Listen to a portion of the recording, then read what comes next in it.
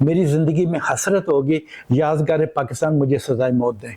वो आके मेरी माँ को गालियां दे रहा है, मेरी बहन को गालियां दे रहा है, वो कब्र में पड़ी हुई है बेचारी। आप मुझे ये बताएं कि उसका नाम एक्सपोज कर सकते? नहीं, नाम नहीं हम कर सकते, आप पे केस करेगा बाद में। बाहर आपको इंसाफ मिलता है, पाकिस्तान में आपको इंसाफ कभी भी नहीं मिलेगा।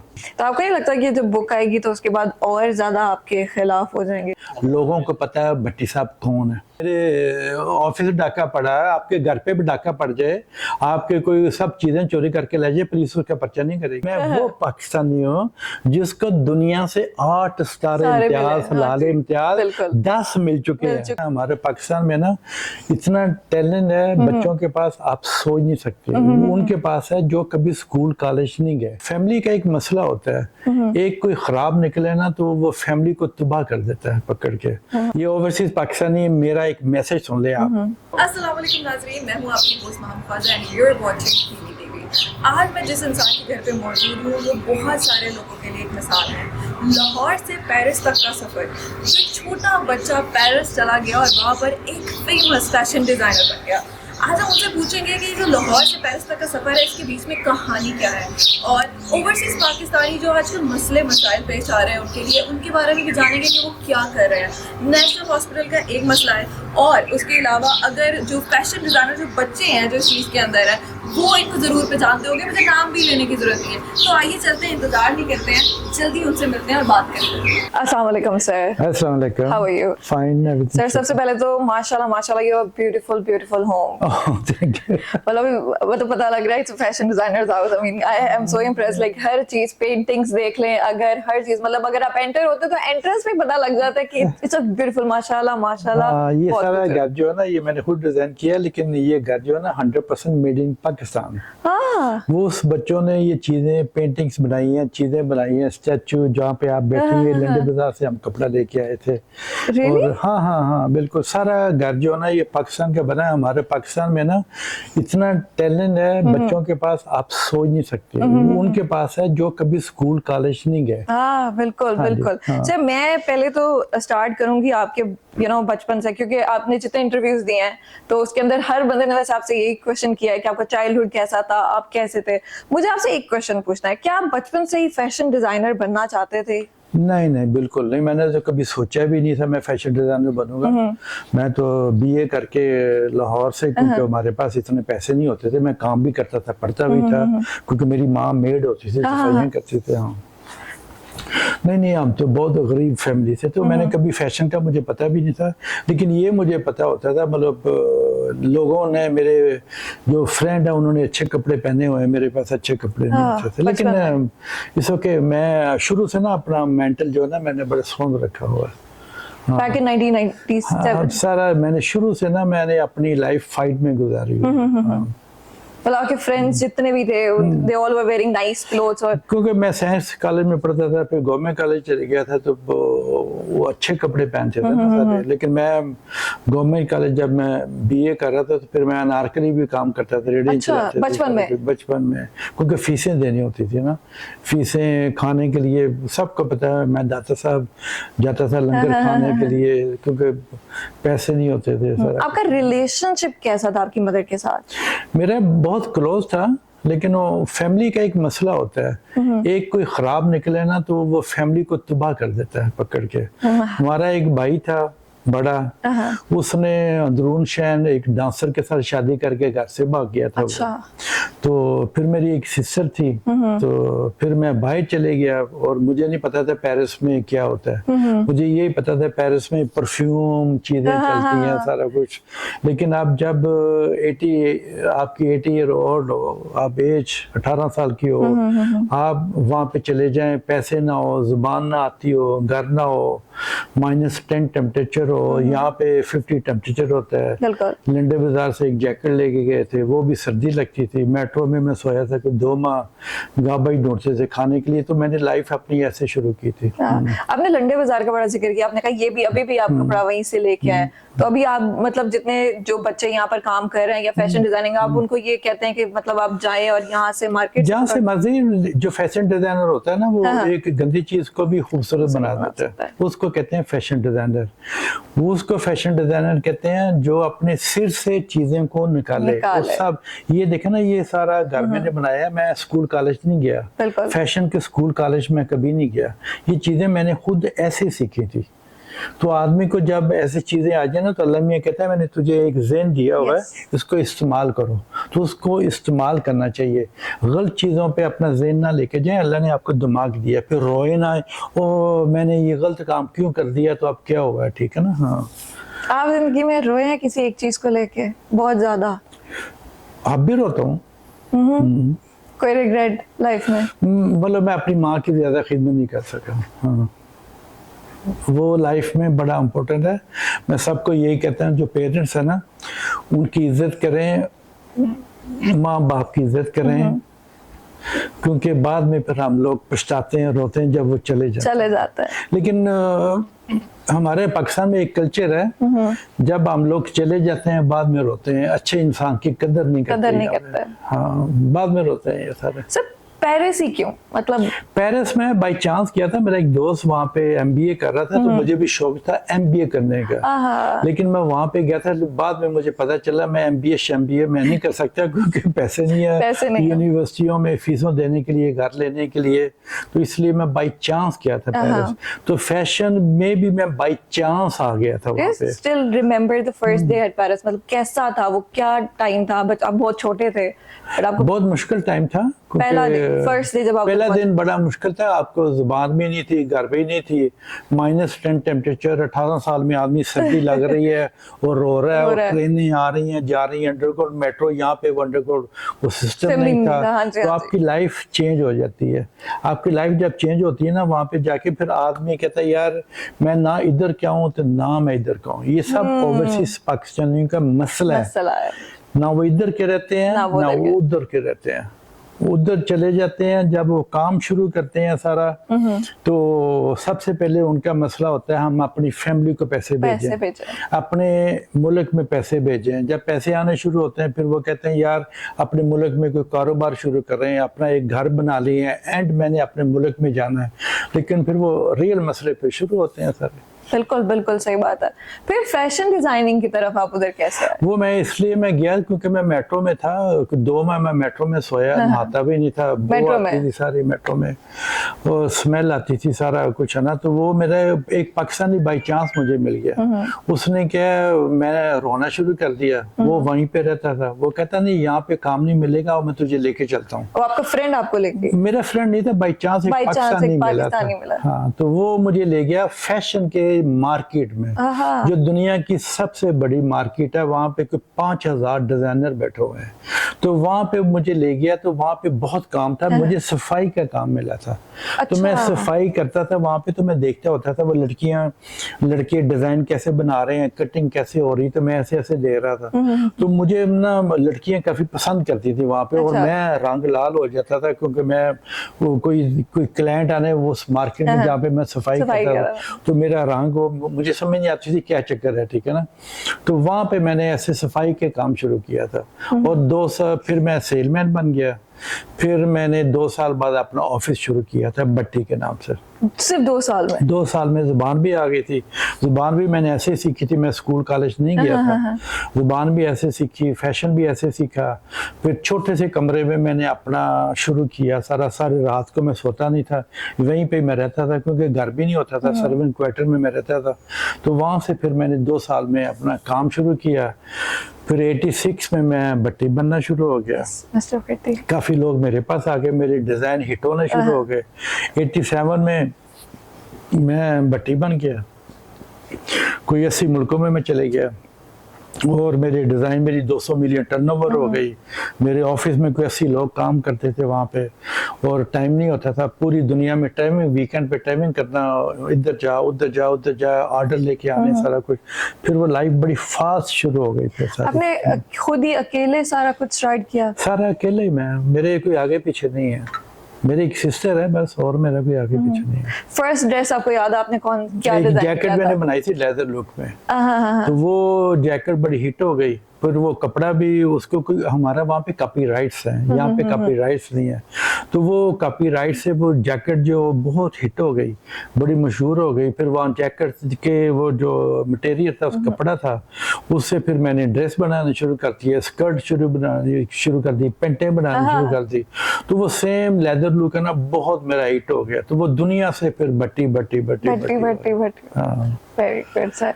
मेरे क्वेश्चन था, मतलब आप अगर पेरिस की बात करते तो वहाँ पे फैशन का मतलब गर्ड समझा जाता है, मतलब उधर अपना नाम बनाना was it difficult for you? नहीं, वो मार्केट है मेरी, 5000 डिजाइनर बैठा हुआ है, तो सबसे बेस्ट बिल्डिंग मेरे पास थी, है अभी भी। तो वहाँ पे नाम बनाना ना, वो सारी 100% जूश है वहाँ पे, 100%। तो वो मेरी बड़ी इज्जत करते थे। उन्होंने फिर मेरी लाइफ पे 3 सिनेमा मूवीज बनाई, बुक्स बनी, फिर सारी मीडिया मुझ पे आ गई। मेरा फर्स्ट एक रसाला निकला था, उसने टाइटल मुझ पे छापा, बोले जिस आदमी को 20 साल का है तो उसको फ्रेंच भी नहीं आती, और फ्रेंच भी नहीं है तो मिलियन कैसे बन गया। तो वो फिर वहाँ से फिर वो प्रेस मुझ पे शुरू हो गई। फिर वो मेरी लाइफ पे 3 सिनेमा मूवीज बनी, वहाँ से फिर ज्यादा हिट हो गया। वो कहें जी मैं खुद काम करूँ, मैंने कहा नहीं, काम मैं नहीं करूँगा, मैं सारे टीवी शो आपके करूँगा। तो फिर वो सारे टीवी शो, क्योंकि 3 मिलियन यूरो मुझे मिला था वो सिर्फ किताब लिखने का। अभी तक आपने कितनी बुक्स लिखी है? 4। आपकी कौन सी फेवरेट है? फेवरेट अभी आएगी अभी अच्छा इन प्रोसेस है। हाँ, अभी आ रही है। हाँ। तो उसका टाइटल डिस्क्लोज करेंगे? हाँ, उसका टाइटल है ऊपर से फोन आता है। ऊपर से फोन आता है? हाँ। क्यों, मतलब ये ही टाइटल? क्योंकि पाकिस्तान में ना सब ऊपर से फोन आता है। यहाँ पे जो पुलिस वाले हैं, अब 23 मार्च को लास्ट ईयर मुझे स्टार इम्तियाज मिला। बिल्कुल 2 मिले थे, स्टार इम्तियाज से लाल इम्तियाज मिला। तो मैं नेशनल हॉस्पिटल का मैं मेन शेयर होल्डर हूँ वहाँ पे, वो बनाने वाला मैं हूँ, क्योंकि ये तो बैंकरप्ट हो गए थे, हबीब बैंक ने जेलों में देने लगा था। तो वो मैं आया और 24 को तो हॉस्पिटल गया हूँ, तो वहाँ पे वो मेरा दफ्तर सारा तोड़ा हुआ था। तो जब पर्चा करवाने गया तो एसपी कैंट साहब कहते हैं जी मैंने पर्चा नहीं करना, मुझे ऊपर से फोन आ गया। तो वो मेरा पर्चा नहीं हुआ, तो अभी तक नहीं हुआ? नहीं, अभी तक नहीं होगा। फिर वो जो अदालतों में केस हैं सारे, वो जमीन के मसले चल रहे हैं, हॉस्पिटल का बहुत बड़ा मसला चल रहा है, क्योंकि वहाँ पे वो कैश पैसे गायब हो रहे हैं। वहाँ पे सारा सिस्टम ही कैश का है वहाँ पे ना, क्योंकि वो patient theatre cash, pharmacy cash, lab cash, डॉक्टरों की फीसें कैश, फार्मेसी में जो जाली दवाएं, एक चपड़ासी है वहाँ का, एक चपड़ासी ने एक दवाई बना के पतला करने के लिए वो बनाई है। एक चपड़ासी कैसे दवाई बना सकता है? वो सब डॉक्टरों को सीओ जो है ना, सबसे बड़ा सीओ एक नौकर होती है हॉस्पिटल की, उसने हॉस्पिटल, नेशनल हॉस्पिटल को तबाह कर दिया पकड़ के। वो जनाब पिस्तौलें रख के वो डॉक्टरों को कहें जी ये दवाई लिख के दो, ठीक है ना, अगर दवाई नहीं, हाँ जी, मतलब उसको वही ना बदमाशी करनी है, अगर आप नहीं लिख के देंगे दवाई तो हम हॉस्पिटल से निकाल देंगे। तो वो सारा यहाँ पे एक माफिया बहुत बड़ा, पाकिस्तान में ना, ओवरसीज पाकिस्तानियों के लिए बहुत बड़ा माफिया यहाँ पे। माफिया ये है जो आप हेल्थ वाले वो काम नहीं करेंगे क्योंकि वो उनको जानते हैं, लिफाफे लेते हैं। DHA काम क्यों नहीं करते? DHA अपना आदमी नेशनल हॉस्पिटल में क्यों नहीं बैठाते? जब मैंने केस किया उन पे, मतलब एक इंस्पेक्टर बैठना चाहिए जो आके हॉस्पिटल को कंट्रोल करे, कैश पैसा किधर जा रहा है। उन्होंने जाके स्टे ऑर्डर ले लिया। पाकिस्तान में 4 फैशन है यहाँ पे। नंबर 1 फैशन, ऊपर से फोन आता है, नंबर 2 स्टे ऑर्डर, सही बात है, नंबर 3 लिफाफा, बिल्कुल, नंबर 4 तरीखें। तारीख पे तारीख। वो फिर ओवरसीज पाकिस्तानी यहाँ पे आके तंग आके ना बेचारे, वो तंग आके मर के अदालतों में जाके वो वापस चले जाएंगे और उसका फैसला कभी नहीं होगा। जो बाकी जो माफिया वकीलों का है, सबसे बड़ा माफिया पाकिस्तान में जो है ना, वकीलों का 65% वकील जाली हैं यहाँ पे, जिनके पास डिग्रियां नहीं है। सही बात है। ये तो चीफ ऑफ स्टाफ आर्मी साहब, आपने इतनी अच्छी तकरीर की, आप इतनी अच्छी अरबी बोलते हैं, आप मुल्क के लिए फाइट कर रहे हैं, आपकी तो कदर होनी चाहिए। बिल्कुल। जो चीफ जस्टिस साहब हैं उनकी सीट की इज्जत होनी चाहिए, सही बात है। क्योंकि वो चीफ जस्टिस हमने उसके पास इंसाफ लेने के जाना है। ये माफिया वकीलों को आके उनको गालियां निकालेगा। 32 वकील आएंगे, कोई मेरा वाल इधर से खींचेगा, कोई कोट खींचेगा, कोई चपेड़े मारेगा, उससे पूछने वाला कोई नहीं है। वकील बाबे वहां पे आएंगे, बाबे 2-2 मीटर के, है ना, मोटे मोटे पेड़ पेड़ के निकाल के, साथ ऐसे पेड़ निकाला जैसे 10 बच्चे होने वाले हैं उसको, वो वहां पे बिल्कुल, आएंगे बिल्कुल। और आके वहां पे जज के सामने मेरी मरी माँ को गालियां निकालेंगे, मेरी बहन को गालियां निकालेंगे। जज साहब उसका कोई एक्शन नहीं ले रहे। ये पाकिस्तान मुल्क कैसे चलेगा? बोलो हम लोग, मैं और हमारे ओवरसीज पाकिस्तानी, हम तो गरीबों के लिए काम करना चाहते हैं। एक मरबा जमीन वकील फ्राडी चोर वो अपनी उसको छोटी लेटर से अपनी बीवी के नाम पे जमीन करवा दी। मैंने तो यतीमखाना बनाना था वहां पे, ठीक है ना, नेशनल हॉस्पिटल मैंने बनाया था गरीबों के लिए। एक माफिया, जब आपके पास पैसे नहीं ना होते, सबसे बड़ी मुसीबत, जब आपके पास पैसे आ जाए ना तो एक माफिया ग्रुप मिलता है। ये हमारे ओवरसीज वो समझते हैं वहां पे लॉटरी निकली हुई है। सुबह 5 बजे मैं उठता हूँ, 6 बजे मैं अपने ऑफिस जाता हूँ काम करने के लिए। 42 ईयर से सेम सिस्टम। सैटरडे को काम करना, कभी टाइम संडे को मिला आराम करना घर पे, वरना संडे को भी काम करना। एक माफिया मिल जाता है आपस में और वो कहता है ये भट्टी साहब के पैसे कैसे चोरी करें, इसकी प्रॉपर्टियों पे कब्जे कैसे करें। वो पैसे बैंक के थ्रू ओवरसीज पाकिस्तानी एलसी खोलेगा, वो उसको पैसे भेजेगा, वो पैसे गायब हो जाएंगे। वो जब जाएगा जाके पर्चा करवाने के लिए, वो उसको ऊपर से फोन आ जाएगा। बिल्कुल, आपने जब हम पहले डिस्कशन कर रहे थे हमने यही बात की थी कि पैसा हो तब भी इश्यूज है, पैसा ना हो तब भी इश्यूज है। बहुत बड़ा इशू है यहाँ पे। ओवरसीज पाकिस्तानी बेचारे तबाह हो गए। अब इन्होंने मुझे बुलाया था ना ओवरसीज पाकिस्तान, मैंने तकरीर भी वहां पे की थी। अब प्राइम मिनिस्टर साहब ने, चीफ ऑफ स्टाफ आर्मी साहब वहां पे बैठे हुए थे, प्राइम मिनिस्टर बैठे हुए थे, सारे वकील, सारे मिनिस्टर्स, गवर्नमेंट सारी बैठी हुई थी। उन्होंने प्रॉमिस किया है प्राइम मिनिस्टर ने, हम 90 डेज में, 90 दिन में ओवरसीज पाकिस्तानियों के फैसले करेंगे। अब मैं देखूंगा ना 90 डेज में ओवरसीज पाकिस्तानियों के कितने फैसले होते हैं कि उन्होंने प्रॉमिस किया, ऊपर से कोई फोन नहीं आएगा, ऊपर से कोई फोन नहीं आएगा। लेकिन पुलिस वाले जो है ना यहाँ पे, ये ओवरसीज पाकिस्तानी, मेरा एक मैसेज सुन ले आप बच्चे हैं, ये पुलिस वाले आपकी हेल्प कभी नहीं करेंगे। ये पुलिस वाले जो है ना, ये आपको लेके बैठ जाएंगे, आपके घर पे डाका पड़ेगा, आपके ऑफिस में डाका पड़ेगा, ये उसका पर्चा नहीं करेंगे। मतलब एक, अगर मेरा महमूद भट्टी साहब को 1-आधा% तो कोई जानता होगा ना, बिल्कुल, और उसको वो पर्चा नहीं करवा सकता पाकिस्तान में। नहीं आपने, अच्छा अभी हम डिस्कशन जब कर रहे थे तो आपने बताया कि आपको जब हिलाल इम्तियाज मिला और उसके बाद ही जो वो ऐसे हमला हुआ, तो फीलिंग क्या थी? मतलब कि एक तरफ आपको रिस्पेक्ट दी जा रही है और एक तरफ आपके साथ ऐसे वो चित्र से भी चित्र, वो हार पड़वा रहे जूते का मुझे ना, वो चित्र बन अंदाजा करें, मैं वो पाकिस्तानी हूँ जिसको दुनिया से 8 स्टार इम्तियाज, हिलाल इम्तियाज 10 मिल चुके हैं और 4 बुक्स आ चुकी हैं। माशाल्लाह मेरा दुनिया इंटरनेशनल एक बहुत बड़ा नाम है, 3 मूवीज बन चुकी। मैं कुछ नहीं अपने प्यारे मुल्क में कर सकता और सिर्फ मैं गरीबों के लिए काम करना चाहता हूँ। यहाँ तक कि सबसे बड़ी चीज हॉस्पिटल बनाना, वो सबसे, मतलब आप सारी चीजें एक साइड पे रख दे, हॉस्पिटल तो सबसे बड़ी चीज है। उसको बनाने वाला मैं, इन्होंने हबीब बैंक के पैसे खा गए थे, इनको पकड़ने लगी थी पुलिस और सारे इनको अंदर देने लगी थी। ये जो सीईओ अब फ्रॉन बनी हुई ना वहां पे, अपनी बेटियों को ले आई है कब्जा करने के लिए, एक चपड़ासी को साथ मिलाया हुआ है और कब्जा करके मैं पूरे लाहौर में 10 डिनर, 10 लंच, 10 पार्टियों पे जाना, और मेरे पैसों से यशी कर रही है।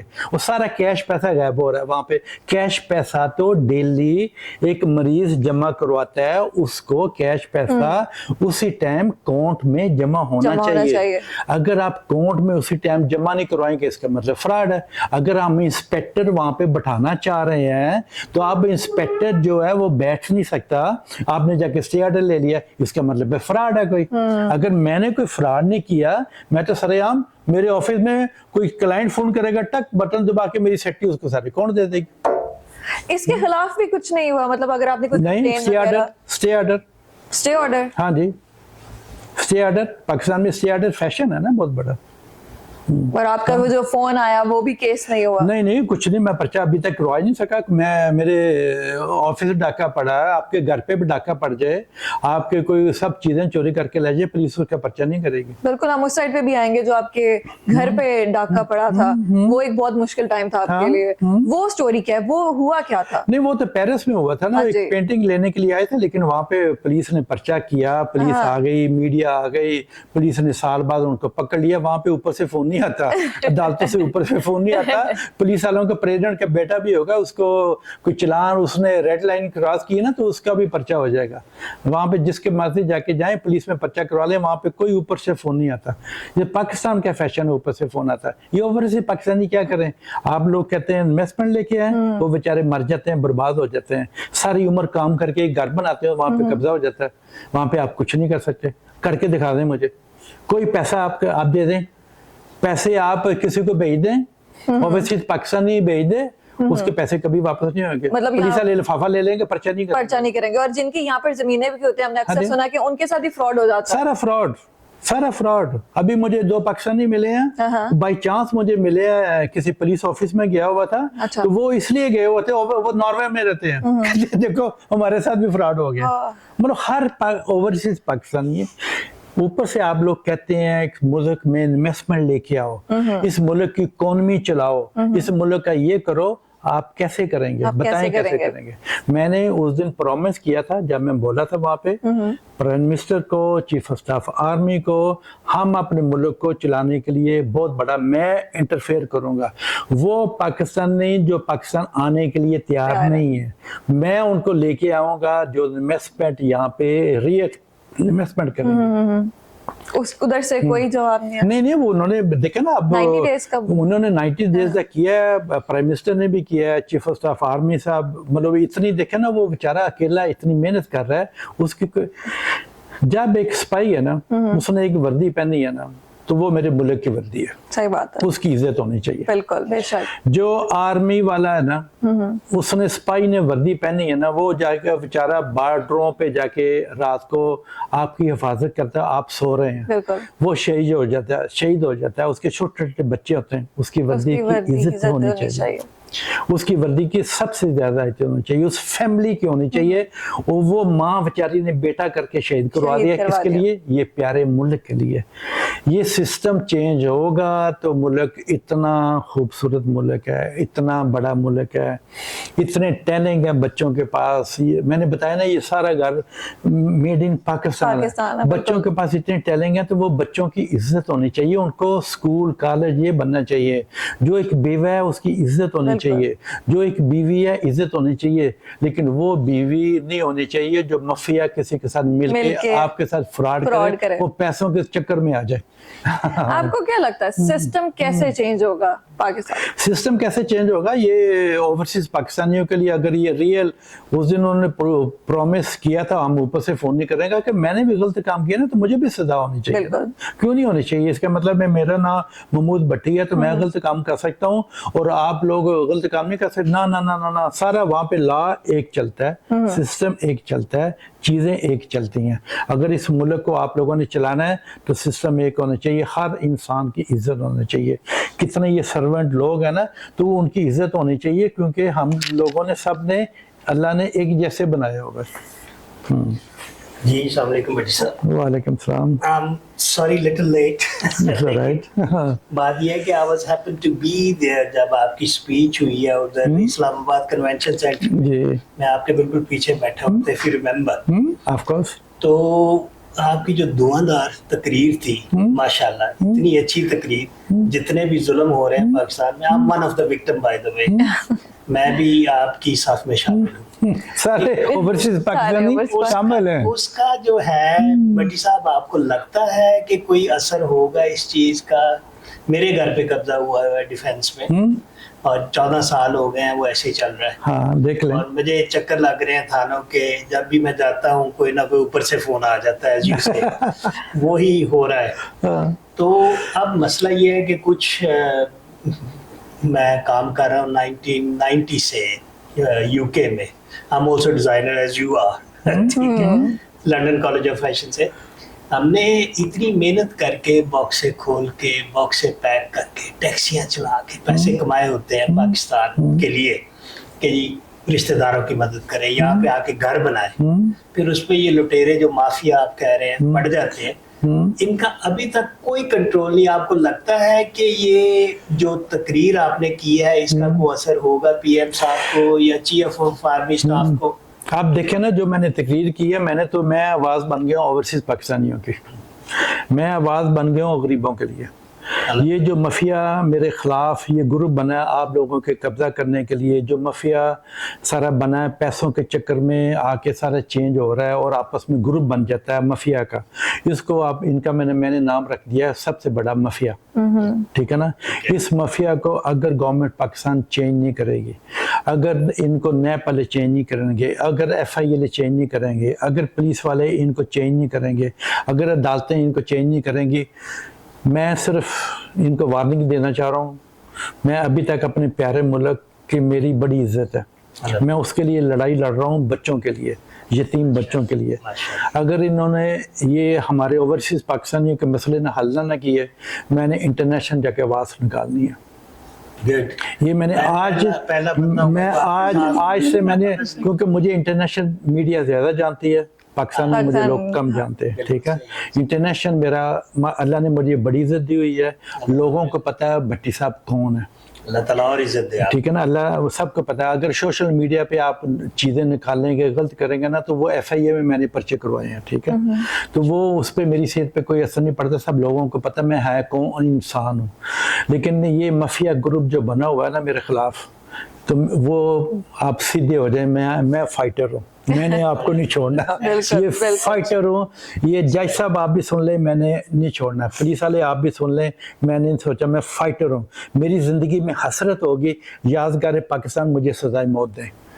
मेरी हसरत होगी मुझे 10 तार इम्तियाज हलाल इम्तियाज मिले हैं, बुकें बनी हैं, जो यूनिवर्सिटीज़ में, लैम्प्स में, नेक्स्ट में, पंजाब यूनिवर्सिटी आखा 2000 बच्चों को मैं पाकिस्तान में स्पॉन्सर करता हूँ। आप मुझे जलील कर रहे हैं, ये आपको जलील कर रहे हैं, ये ओवरसीज पाकिस्तानियों को सारे जलील कर रहे हैं।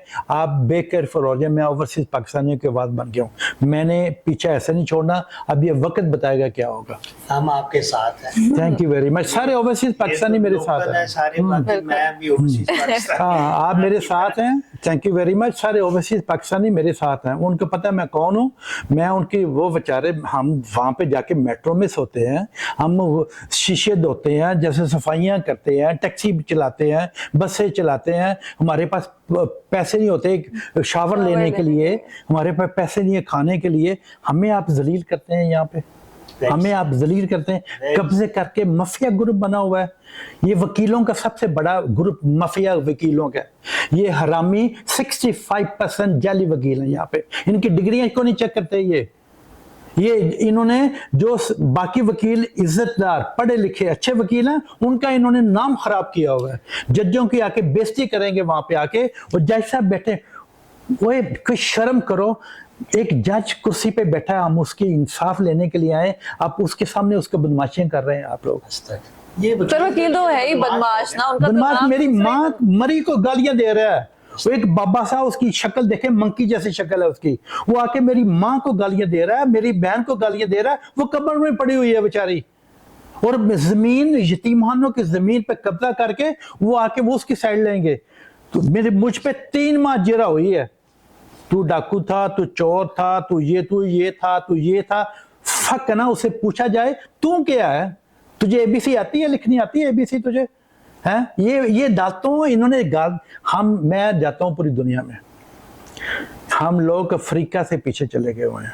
काश अफ्रीका हमारे आगे चले गया। सही कह रहे हैं। आज मैं अदालत में गया हूँ, आप सोच सकते हैं 2025 हो गया, अदालत गया हूँ, बिजली चले गई वहां पे।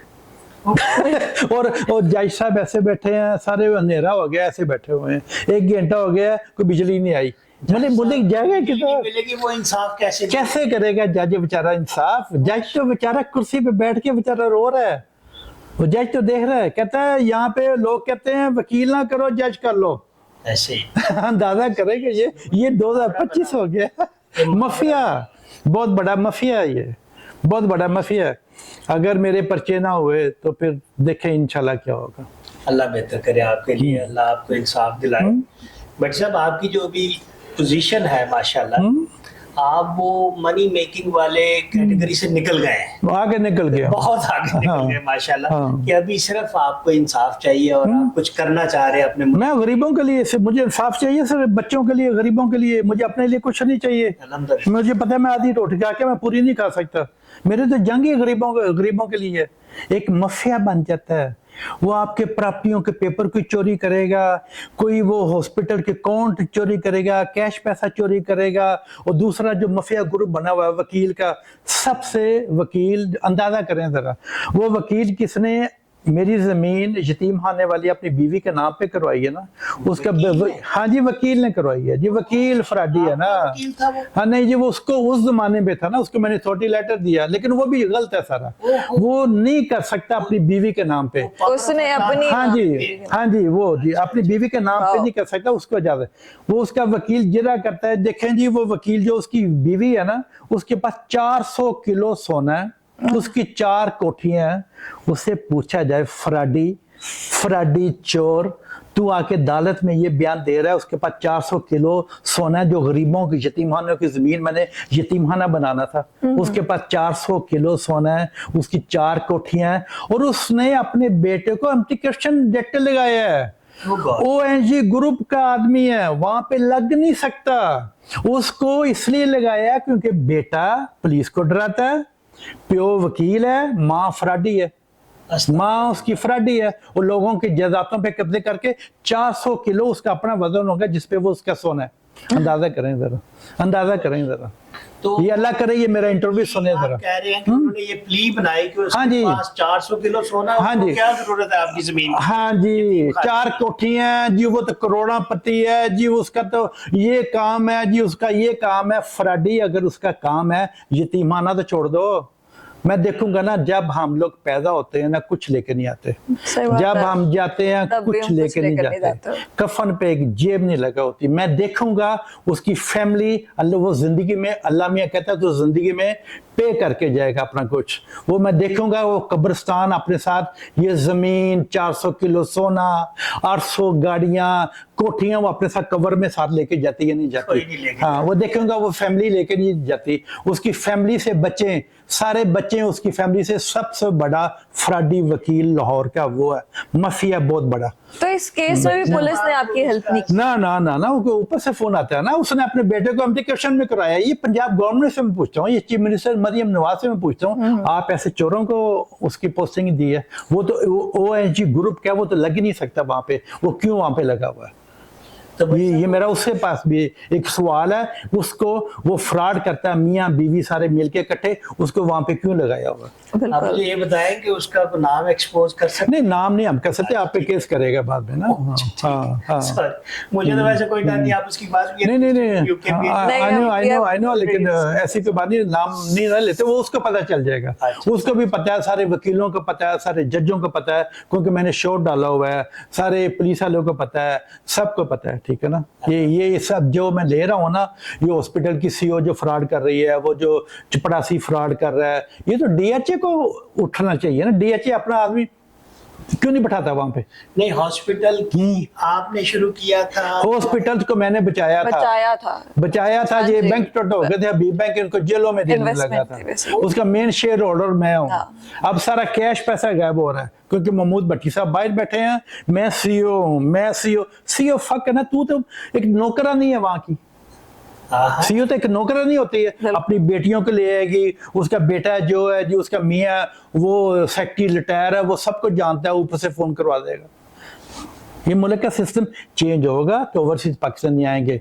मैंने उस दिन प्रॉमिस किया आपके सामने, प्राइम मिनिस्टर को, चीफ ऑफ स्टाफ आर्मी को, सिस्टम चेंज करें, मैं दुनिया से वो पाकिस्तान लेके आऊंगा जो हमारे मुल्क को ऐसे लेके चलेंगे। हम आपके साथ, चीफ ऑफ स्टाफ आर्मी साहब, हम आपके साथ लेफ्ट राइट हैंड बन के हम आपके साथ चलेंगे, अगर अब हम ओवरसीज पाकिस्तानियों को बचाएं। यहाँ पे अगर आपको ऐसे मौका मिले, आप सिस्टम चेंज करना चाहिए, सबसे पहले आप क्या चेंज करेंगे? ये अदालती सिस्टम, वकीलों का सिस्टम, पुलिस का सिस्टम, और जो हमारे ओवरसीज बैंकों में पैसे गायब होते हैं, जाली अकाउंट बनते हैं, सारे सिस्टम ये चेंज होगा। भट्टी साहब यहाँ पे मैंने बिजनेस करने की कोशिश की 2013 में, किसी को मैनेजर को लगा दिया, उसको शेयर होल्डिंग दे दी कि जी आप काम करोगे, कमाओगे तो आप भी ले लोगे।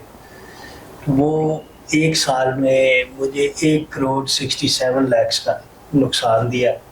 अब मुझे पता चला कि जो वो बंदा जिसको लगाया वो डायरेक्ट मेरे कस्टमर के पास जा रहा है। मेरे ऑफिस में आगे इनवाइसें चोरी कर ली, सीसीटीवी की तारें काट दी। तो वो मैं गया कस्टमर के पास, तो कह रहा है जी ये आपका कोई मैनेजर या आपका पार्टनर आया था सो कॉल, तो वो ये दे के गया हमें गारमेंट्स, तो ये आपने ये क्या दे दिया हमें, ये बकवास है, ये है वो। मैंने कहा मैंने दिया ही नहीं, मुझे पता ही नहीं। जब उसका पता चला तो वो भाई साहब अपना काम कर रहे थे सारा। Very sad, very sad. क्योंकि यहाँ पे वो लॉ नहीं है ना, आपको इंसाफ नहीं मिलेगा यहाँ पे। बाहर आपको इंसाफ मिलता है, पाकिस्तान में आपको इंसाफ कभी भी नहीं मिलेगा। सवाल ही नहीं पैदा कर गया उसके ऊपर। नहीं, आप कुछ कर भी नहीं सकते ना, आप अदालतों के चक्कर लगाते रहेंगे, सालों साल गुजर जाएंगे। उस दिन मैं अदालत में बैठा था, एक बाबा जी आए, इतनी इतनी दाढ़ी, चला नहीं जा रहा था ऐसे करके। वो आए जी मैं लंदन से आया हूँ, मेरे 65 ईयर से मैं लंदन में हूँ, अब 40 साल हो गए मैं अदालतों के चक्कर लगा रहा हूँ, मेरी फैमिली ने सारा कब्जा करके मुझे बाहर फेंक दिया। उसके बेचारे को इंसाफ कैसे मिलेगा? उसकी उम्र एज पता नहीं 80 ईयर ओल्ड हुई।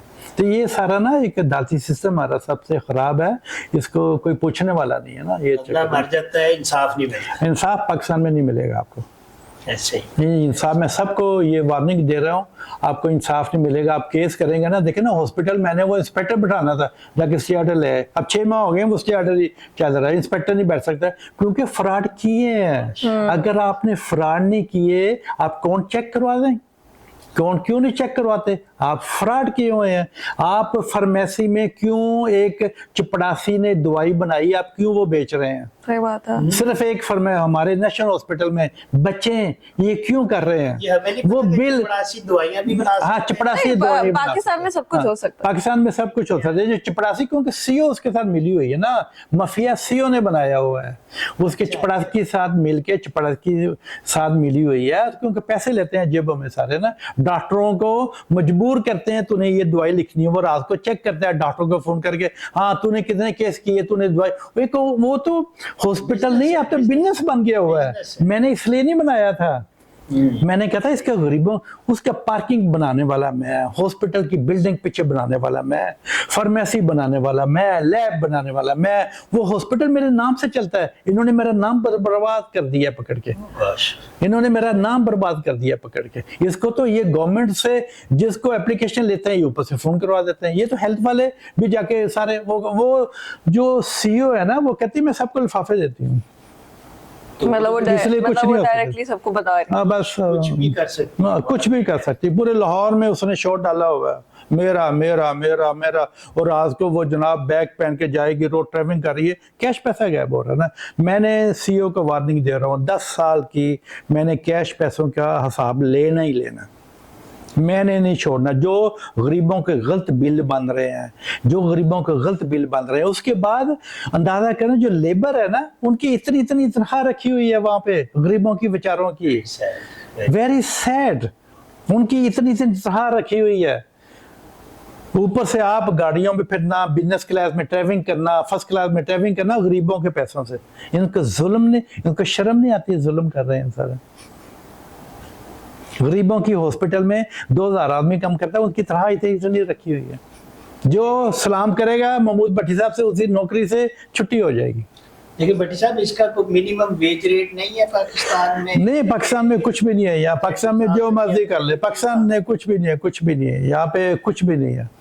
चले देखते हैं ना, हम 90 दिन अब इंतजार करना पड़ेगा ना, क्योंकि वो प्राइम मिनिस्टर साहब ने कहा जी 90 दिन में हम ओवरसीज पाकिस्तानी के अदालतों में फैसले होंगे, इंसाफ मिलेगा। फिलहाल तो पर्चा नहीं करवा सकते, फिलहाल अभी अदालतों से इंसाफ नहीं मिला। कि 90 दिन बाद मैं इंशाल्लाह प्रेस करूंगा आके पूरी मीडिया पे, अगर ये हमारे फैसले ना हुए तो। अल्लाह ताला आपको लंबी सेहत वाली जिंदगी दे भट्टी साहब। Thank you. मेरे पास खुद लंदन में ये क्या नाम है, जो अभी चीफ जस्टिस बनने वाले थे, चले छोड़े बहरहाल जो भी मैं नाम नहीं लेता, उन्होंने कहा जी हम आपके फैसले जो 6 महीने में कर देंगे, और उस चीज को भी 10 साल हो गए लेकिन उनका फैसला वो अपना बेचारा आता है 2 साल के लिए, पता नहीं वो कौन है, मैं किसी का नाम नहीं लेना चाह रहा, तो वो आदमी आते जाते अपनी सीट पे बैठता है, वो चले जाता है, फिर दूसरा आ जाता है, वो चले जाता है, दूसरा क्योंकि उसकी पोस्टिंग हो जाती है, उसने क्या करना है, फायदा कोई नहीं है टाइम जाया करने। लेकिन अगर हमारे मुल्क में सिर्फ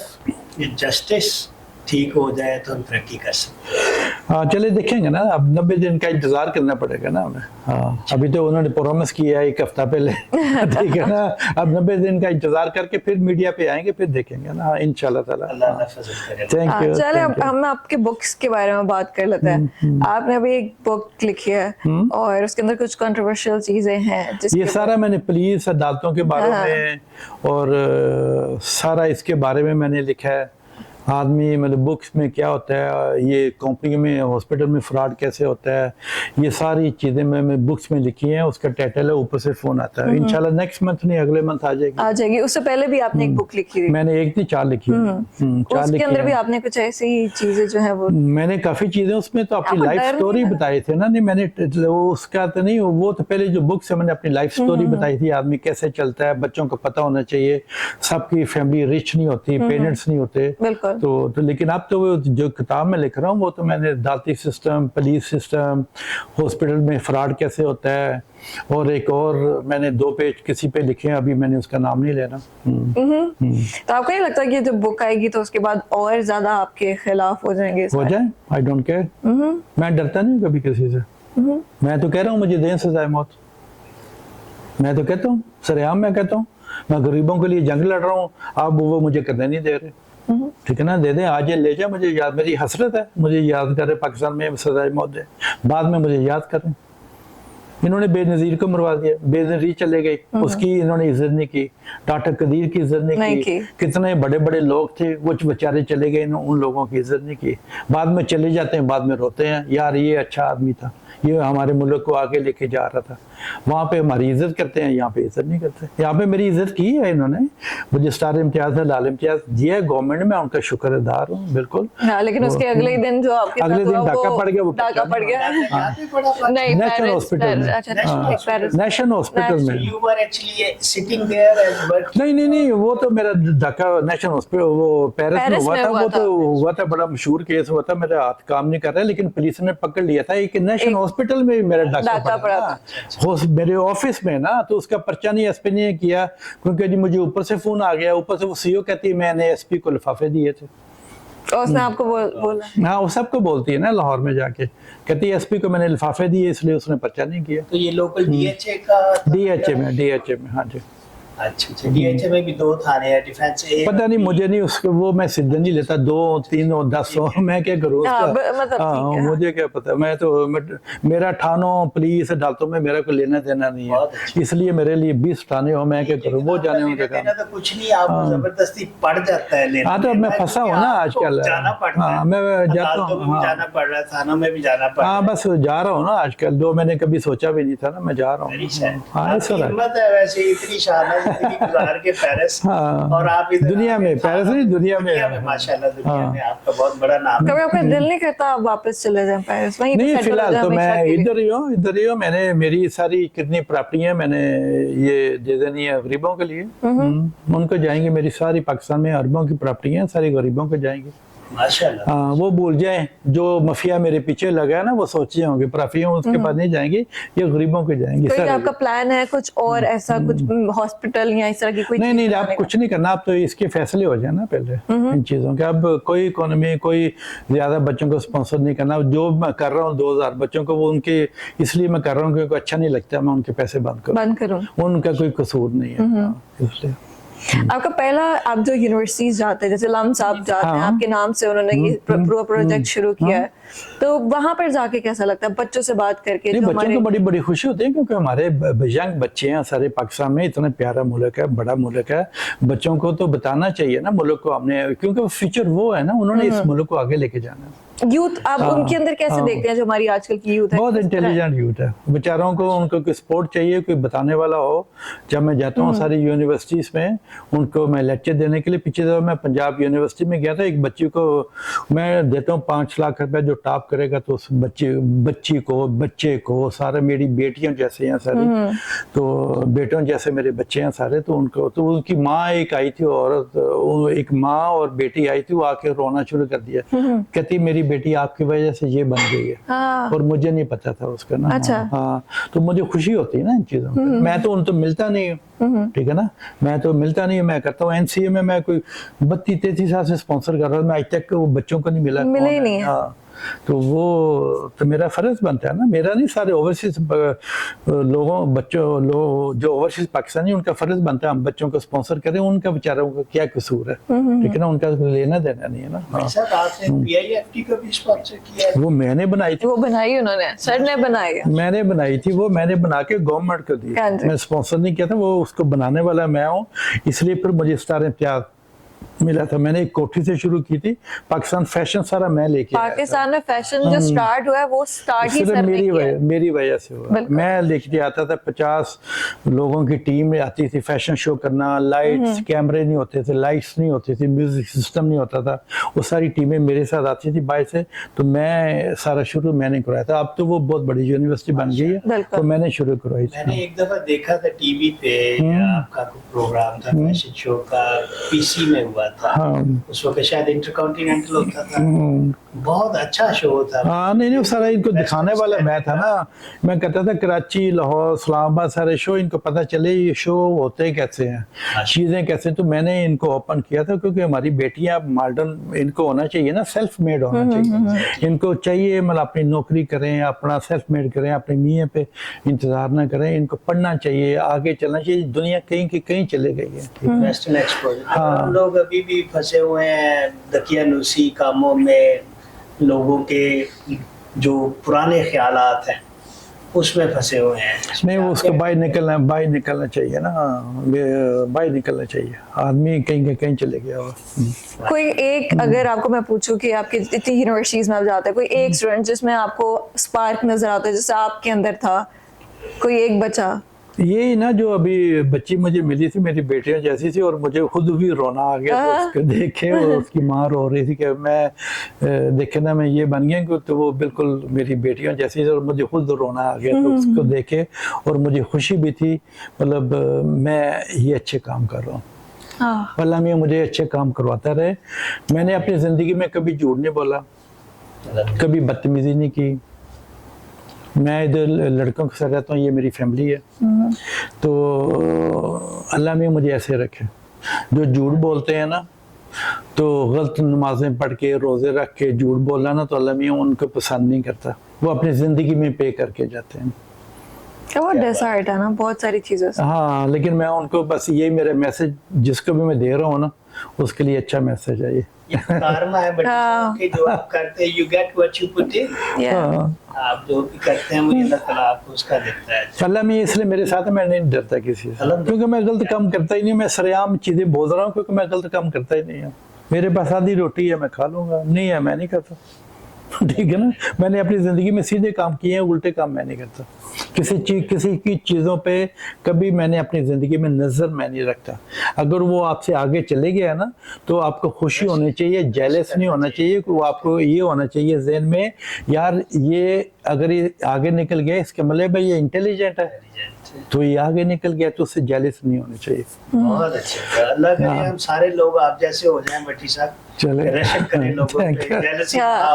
हाँ, जेलस अच्छी बात नहीं होनी चाहिए। आपको हदायत दे हाँ, कि यहाँ पे जितनी भी जो माफिया है, करप्शन है और फ्रॉड हो रहे हैं, अगर ठीक हो जाए तो हम लोग बाहर जाके फ्लरिश करते हैं। आप पेरिस में हैं, मैं यूके में, हमारे जितने यूएसए, कनाडा में, ऑस्ट्रेलिया में लोग हैं, माशाल्लाह they very well known doctors. I know, पूरी पाकिस्तान, मैं कह रहा हूँ, मैं उन पाकिस्तान को जानता हूँ जो अरबापति हैं। पाकिस्तान आ जाए, पाकिस्तान की सारा इकोनॉमी चेंज कर दें, वो डरते मारे आते नहीं है यहाँ पे। यही तो मसला है। जब मेरे इंटरव्यू सुनते हैं, वो और डरते हैं, और मुझे कहते हैं तू क्यों गया पाकिस्तान? वही मतलब आपको, आप जिस तरह बातें कर, आपको पाकिस्तान से बहुत मोहब्बत है। हाँ, मुझे है, क्योंकि मेरा मेरा मुल्क है ना, मेरा मुल्क है, मुझे तो मोहब्बत है, इसलिए तो मैं सारी जंग इसके लिए लड़ रहा हूँ, ठीक है ना, इसलिए मैं जंग लड़ रहा हूँ। मुझे कोई लेना देना नहीं, मैं अपने लिए जंग नहीं लड़ रहा, मैं तो गरीबों के लिए जंग लड़ रहा हूँ।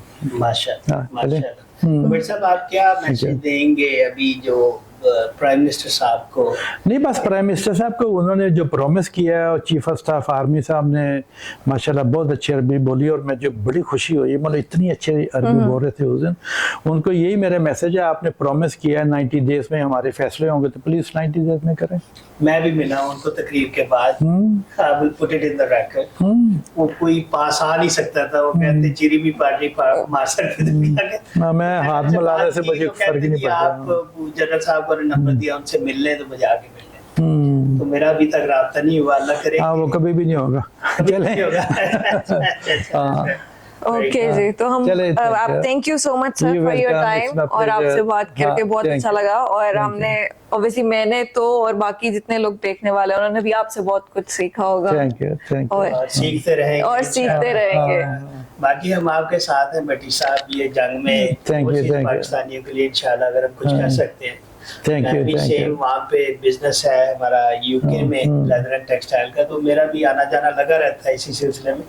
और दूसरा कि अब आपको एक क्वेश्चन मैं करना चाह रहा हूँ, जो OPF है, ओवरसीज पाकिस्तानी फाउंडेशन, उसमें जो अभी चेयरमैन साहब आए हैं सैयद कमर रजा साहब, वो यूके से आए हैं। I know him from other sources, WCOP, world Congress of overseas Pakistani, हमारे चेयरमैन थे, मैं उसका गवर्नर। वो जहाँ पे भी गए हैं उन्होंने काम किया है।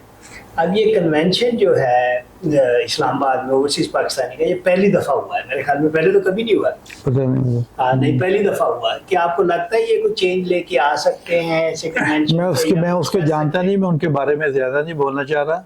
अगर वो अच्छा काम करेंगे तो मैं उनके साथ हूँ, अगर अच्छा काम नहीं करें मैं उनके साथ नहीं हूँ। ठीक है, मैं तो ये पहली दफा वहाँ पे गया, मैं जाता नहीं इन चक्करों में। आपने बताया मैं कभी कि नहीं आप नहीं जाता जाएंगे जब तक कि आपको वो स्पीच करने का नहीं। हाँ बिल्कुल, मैंने पहले कह दिया था। आपको राजी रखेंगे तो फिर आप गए। हाँ, मैं क्यों चले जाऊँ ना वहाँ पे, मुझे कोई हाथ मिलाने का मुझे कोई शौक नहीं है, ठीक है ना। हाँ, मैंने कहा था अगर मैं आऊँ वहाँ पे, हाँ तो वो पर्सनली जानते हैं, सारे मुझे जानते हैं पर्सनली, इसलिए मतलब मैं तो अवश्य पाकिस्तानी की आवाज हूँ। अगर मैं वहाँ पे चले जाऊँ तो आप बोलने का मुझे मौका दें, मुझे क्या जरूरत तस्वीरें उतारने की, तस्वीरें मेरी उतर दी जाती हैं, ठीक है ना, तो मुझे कोई शौक नहीं है उसका ना, तो इसलिए मैं बोला था वहाँ पे। चलें देखिए अब क्या होता है, जो भी वो करेंगे हम देख लेंगे ना, हमारे फैसले होते हैं, हमारे पर्चे होते हैं। 90 डेज बाद हम इसको देखेंगे इंशाल्लाह ताला। नहीं, 90 डेज बाद फिर जबरदस्त करेंगे आप। लेकिन 90 डेज का हमने वेट नहीं करना, बीच में प्रोग्रेस आप बड़ी टाइम लेना। फिर हम पूछते रहेंगे कि कुछ क्या चल रहा है, क्या इंशाल्लाह चलाते हम लोग किसी के लिए ओवरसीज पाकिस्तानियों की आवाज बनना, बिल्कुल हाँ, बनने के लिए हम भट्टी साहब इकट्ठे काम करते हैं इंशाल्लाह। Thank you so much sir, thank you so much for time, और अभी तक के लिए इतना ही। देखते रहिए हिली टीवी।